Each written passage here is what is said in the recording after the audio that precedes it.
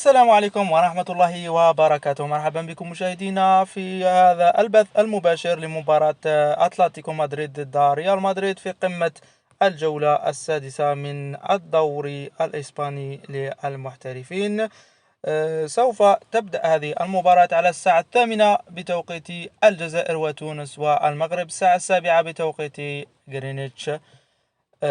أما بالنسبة للتشكيلة الخاصة بهذه المباراة، بالنسبة لأتلتيكو مدريد في حراسة المرمى أوبلاك، وفي الدفاع هيرموسو، خيمينيز وسافيتش. أما في وسط الميدان لينو، ساول، كوكي ولورينتي ولوكيرو.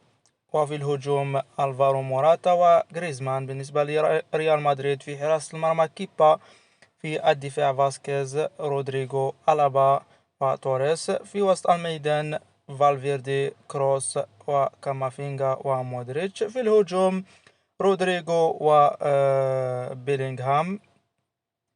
أما بالنسبة للمراكز الخاصة بالفريقين، ريال مدريد في المركز الثالث ب15 نقطة، بينما أتلتيكو مدريد في المركز التاسع ب7 نقاط فقط. بالنسبة للمواجهات، فاز أتلتيكو مدريد في 11 مواجهة، بينما فاز ريال مدريد في 20 مواجهة، وتعادل الفريقين في 4 مواجهات.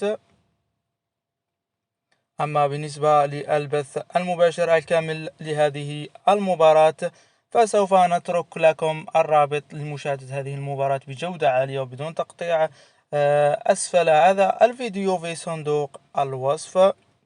وفي الأخير أشكركم مشاهدينا على مشاهدتكم لهذا الفيديو ودعمكم لنا فرجة ممتعة.